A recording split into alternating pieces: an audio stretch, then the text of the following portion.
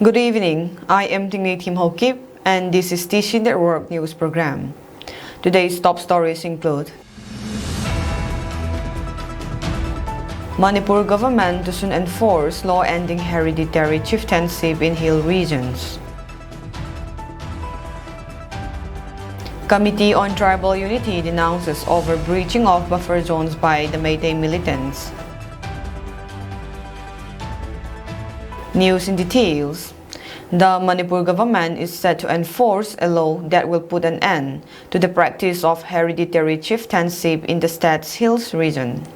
This information was shared by BJP MLA Rajkumar Imo Singh on X, a platform formerly known as Twitter.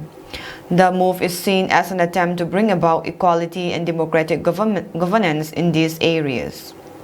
As per India Today notice, Chief Minister N. Biren Singh announced in the Manipur Assembly on Monday that the government will enforce an act from 1967 aimed at abolishing hereditary chieftainship. The act, which received presidential assent in June 1967, has not yet been implemented, allowing chieftainships to continue establishing villages based on hereditary practices.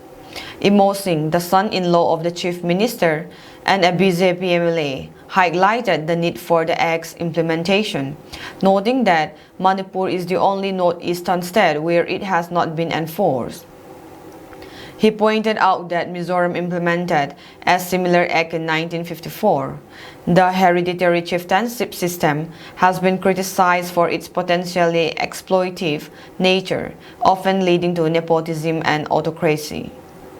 Manipur, which borders Myanmar, is still experiencing unrest 10 months after violent clashes erupted between the Hill majority, Kuki-Zo tribes and the Valley majority Meiteis over land, resources, political representation, and affirmative action policies.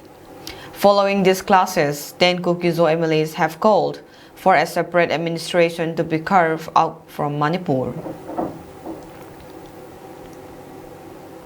The Committee on Tribal Unity condemns the repeated aggression on Kuki-Zo-dominated areas by the Valley-based secessionist militants by breaching buffer zones with tactical and logistical support of the incumbent Chief Minister N. Biren Singh, who is at the pain trying to justify his political stance to his constituents and to the central government. The committee also condemns the breach of buffer zone by the Meitei militants after long silence of their attack into Lambung Peak near Koktruk on 5 March 2024 night at around 10 p.m., which is Kuki-Zo dominated areas. Targeted in the peace-loving community, repeated indicates the non-peace love by the Meitei community, and we also learned that some Valley-based Meitei media points their mistake to Kuki community is very unfortunate. Perhaps it is time for the delusional N. Biren Singh to instruct his armed militias, the Arambay Tangle and the secessionist militants to respect the buffer zones for semblance of peace within our respective areas. The Kuki-NP Technopol expressed deep concern over the breakdown of law and order in the Infal Valley and the one-sided appeasement policy of the central government while dealing with the current mayhem between the Meitei and Kuki-Zo tribals ever since Manipur State Assembly, including Chief Minister Nongthombam Biren Singh, Lok Sabha MP R.K. Ranjan Singh, and nominated Rajya Sabha MP Leisemba Sanajauba succumbed to the unlawful diktat of Arambay Tangle militants on 24 January 2024 at Kangla, Infal. In its press statement, the Kuki-NP Technopol stated that the KIT fully endorsed the Kuki-Zo public rally held on the 4th March 2024 under the aegis of Committee on Tribal Unity (KOTU) at Kangui-Tang, Sadar Hills District to protect against the Manipur State Assembly's one-sided resolution targeting the suspension of operation with KNO or UPF in the absence of the 10 Kuki-Zo MLAs, which is another high-voltage drama. KIT also ridicules the Meitei's demand for taking befitting action against 10 Kuki-Zo MLAs for demanding separate administration or union territory. The demand of Kuki-Zo MLAs is within the ambit of the Indian constitution, and the Kuki-Zo people have every right to go for it. The recent untoward development in the State Assembly by the Government of India at the earliest in the interest of regional peace and harmony. The center must be reminded once again that the BJP state government under N. Biren Singh has miserably failed to control his successionist Meitei militants and radicals from breaching the rule of law by terrorizing civilians, openly brandishing the 5,000 plus state weaponaries handed over by N. Biren Singh himself, who is reluctant to take any action. The current situation calls for an immediate declaration of all Valley districts as disturbed area and re-imposition of Armed Forces Special Power Act AFSPA to effectively control the growing terror acts of the state-sponsored militias. To achieve lasting peace and normalcy, the center should ban all the Meitei outfits, including the misguided Arambai Tengol, as unlawful terrorists and recognize the physical and geographical separation between the Kuki-Zo tribes and Meiteis. The press statement further said that the SOO agreement between the center and KNO-UPF should not be challenged and misused as a merry appeasement policy for the sake of Meiteis. KIT advised the Meitei MLAs to focus more on the law and order improvement in Imphal Valley rather than poking their noses at the KNO or UPF peace agreement with the center, which could be too costly for the Meiteis if abrogated. The 30th Kuki-In-Pi General Assembly begins today, the 6th of March, and will last till the 9th of March. The assembly is held at ENGEDI Camp and Retreat Center, Geljang Village, Churachandpur, and the delegates arrive at around 4 p.m. All the leaders of the various philanthropic organizations and CSOs under the wing of Kuki-In-Pi from all Kuki-Zo inhabited regions like Lamka, Kangpopi, Chandil, and Tingnopal joined the assembly.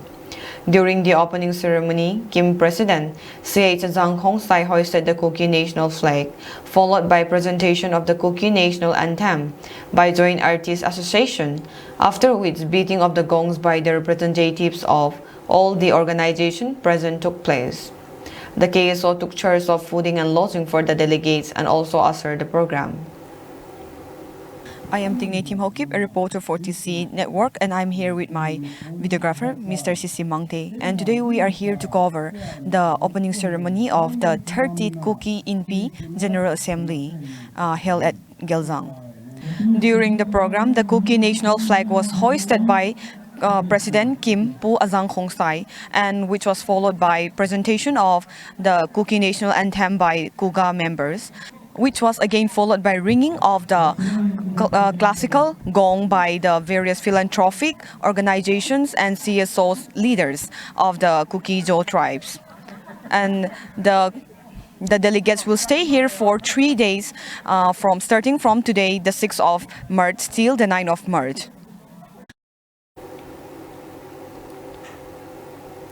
In compliance with Election Commission of India, ECI's approved scheme for internally displaced persons of Manipur to vote in relief camps, the district election officer, Churachandpur, is making arrangements for voting facilities for the internally displaced voters who are either residing in relief camps or other places in the district. All displaced persons who left their native places during the conflict shall continue to be borne on the electoral rolls of the Assembly and parliamentary constituencies concerned in the state of Manipur. The internally displaced persons shall be provided with the facility to vote at special polling stations to be set up in relief camps. As such, displaced persons or specified voters who are staying in the relief camps or otherwise, such as staying with relatives or friends or on rents within Churachandpur district, who wish to exercise their franchises, are informed to give option to elicit the choice of special polling station where they would like to cast their votes. Such voters may obtain non-statutory ID form from the Office of the District Election Officer or Assistant Returning Officer ARO at Mini Secretariat Tuibung or SDOs concerned during office hours on all working days. Both level officers, BLOs, shall also provide the ID form in the relief camps through EROs. The duly filled-in ID forms should be submitted to the ARO at the earliest in order to expedite arrangement or determination of special polling station promptly. A career guidance program was held for students inspired to appear the NEET exam today at around 2 p.m. organized by AMI Medicals Union, EMU, at Lamka Medical College conference room. Dr. Priscilla, Anatomy PG, was the resource person of the program. She said that God created everyone with a purpose and told the students to ask God first before they prepare for the exam, and further encouraged them to study with a purpose and not just for the sake of studying. Biology portion was briefed by Peeling 2023 batch and Jennifer 2022 batch. Chemistry portion by Boiting and Florence 2022 batch. Physics by Maria 2023 batch and Albert 2022 batch. And General by Aaron 2022 batch. Benedict Swantag, Vice President EMU, said the vote of thanks and closing prayer by Kamkho Haukip, ex-EMU President. 120 NEET-inspiring students attended the career guidance program, along with Lamka Medical College students. There are various medical colleges in Manipur, but Lamka Medical College is the only college in the hill districts of the Kuki-Zo where students can do their MBBS course. The medical students from RIMS, CISA, and Janims continue their course at Lamka Medical College, but Bachelor of Dental Surgery students had to go abroad since it is not available in the Lamka Medical College.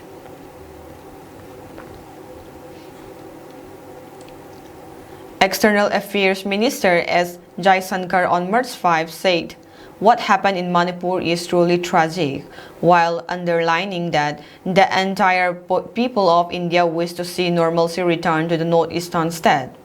As Jaisankar was addressing the Indian community in Seoul this evening as part of the first leg of his 4-day visit to South Korea and Japan.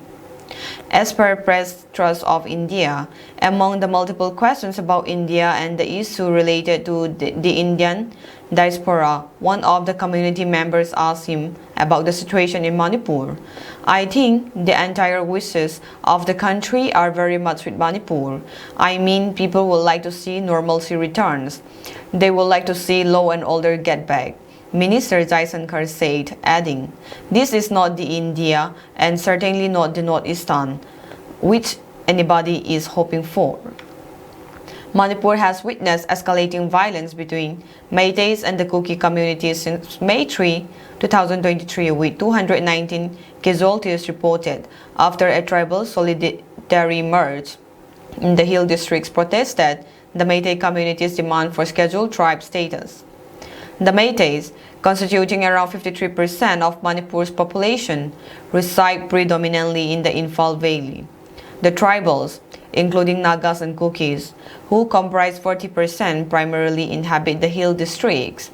Answering the questions, as Jaisankar said, the situation in Manipur is something which we take very much to heart, and mentioned how the open border with Myanmar was one of the issues and how India suspended the earlier unique system where people could travel up to 16 kilometers either way without travel documents.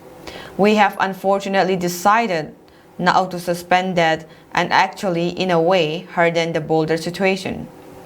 It is unfortunate, he added. Before specifically answering the question about Manipur, Minister Jaisankar recounted how the current dispensation at the center changed the mere talk about look east and act east into practice and implemented a number of projects there. If you look at how difficult it was to travel, if you see the sort of level of business, the attention given, the resources given, it was actually very disturbing. And that has been one of the changes of the last 10 years, he asserted. There is obviously everybody today is distressed is a very mild word for what is happening in Manipur. So I do feel in my respects, Northeast itself can act as a bridge, but it has both a cultural side to it and a physical contiguity side too, he said. External Affairs Minister S. Jaishankar then mentioned the developmental works in the region carried out over the last decade and how India and Bangladesh are now witnessing railways, roadway, trains, waterways connectivity. Goods are going to Bangladesh port, electricity is being supplied, etc. So, it has given that whole area, I would say, a kind of boost, as Jaishankar then added that India is trying if similarly connectivity with Bhutan can be enhanced. He also mentioned India's decision last week to 3 projects for semiconductor manufacturing, of which one is going to be in Assam. To me, to see a major production, that to high technology production project coming up in the Northeast, it is a big statement, Minister Jaishankar added. Earlier in the day, after reaching Seoul, the External Affairs Minister called on South Korean Prime Minister Han Duck-soo, among other things. He will be co-chairing the 10 India-South Korean Joint Commission meeting, JCM, with his counterpart Cho Tae-yul on Wednesday. See, one of our issues As has usual, also the been women that wing. we have had open borders with Myanmar. That in fact we have a system. We had a very unique system where you can travel 16 kilometers either way. It used to be much more before, without actually travel documents. So we have, unfortunately, after all these tragic events, we have decided now that to suspend that provision and actually to in a way I would say harden the border situation. It is unfortunate, in terms of how did this happen? How could government let it happen? Again, look, there is nobody. No, there cannot be anybody who would not regret what is happening there. I mean, what's happened there is truly tragic, and it is tragic because of the close intermingling of communities, which has then, led to created this degree of violence, which becomes very difficult, really, to head off. I think the entire wishes of the country are very much with Manipur. I mean, people would like to see normalcy return. They would like to see law and order get back. They will, this is not any, this is not the India that, and certainly not the Northeast, which anybody is hoping for. As usual, the women wing of ITLF held a sit-in protest at the Wall of Remembrance, Tuibong today. Taking part in the sit-in protest, Kham Guite, convener Planning and Rehabilitation ITLF, said in order to bring about good governance, it is very crucial for head of the district administration to maintain justice in the administration and not being one-sided. Only then good governance will follow. At this time of turmoil, we should stand and walk hand in hand in order to achieve our demands, he added. During the sit-in protest, various social and religious leaders like Reverend Dr. Hau Khulal Sithau, Pauzangam Kipgan, Dr. Let Khosei Haukip, President WKJIC shared their valuable words. Apart from this, Ben Hawi Gangte inspired and motivate the women folk who are taking part in the sit-in protest by performing number of songs with keyboard on his hand. Dr. Let Khosei Haukip, President WKJIC, spoke about the role taken by the World Kuki-Zo Intellectual Council before the ethnic violence and future plans and works to be taken up in course of time.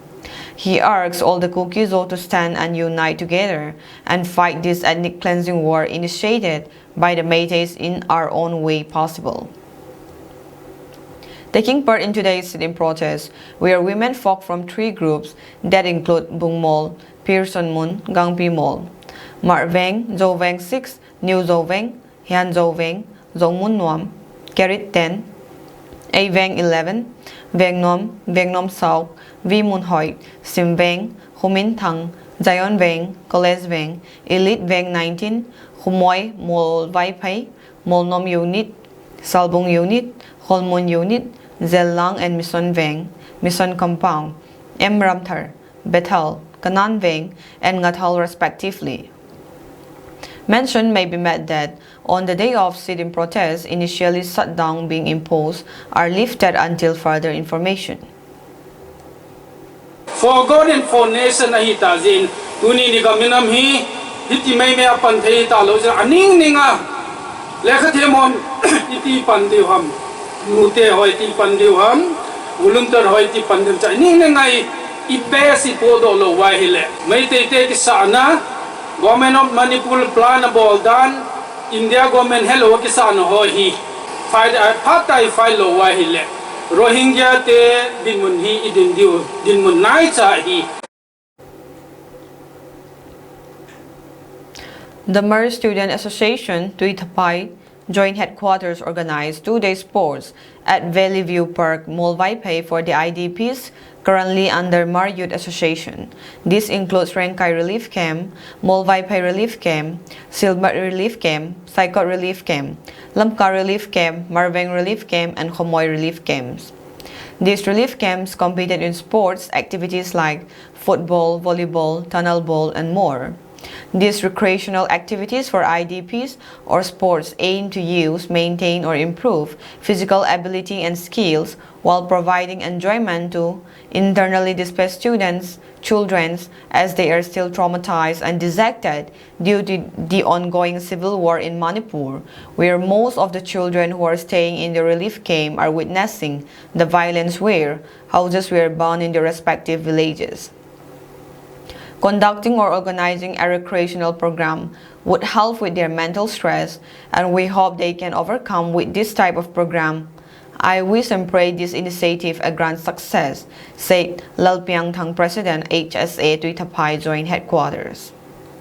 He further added, HSA Tuitapai will continue to support the IDPs and work for the students' welfare in the future. Mizoram Chief Minister Laldu Oma said that the ZPM government will introduce a new healthcare scheme by scrapping the existing scheme. During a general discussion on the state's budget, Laldu Oma said the proposed new healthcare scheme will provide cashless health insurance to beneficiaries. The existing Mizoram State Healthcare Scheme introduced by the Zoram Thanga-led Mizo National Front MNF government in 2019 will be abolished, he said. The new healthcare scheme, which is being chalked out, will be much better than the existing scheme, he said. The Chief Minister also said the government released Rs 50 crore on Tuesday to clear all pending healthcare bills, as more than 45 crore was pending for release to the beneficiaries. Notably, the healthcare bill was one of the major political issues before the Assembly polls in 2023. The MNF government, headed by former Chief Minister Joram Thanga, drew severe flack from different quarters as it failed to pay the pending healthcare bills.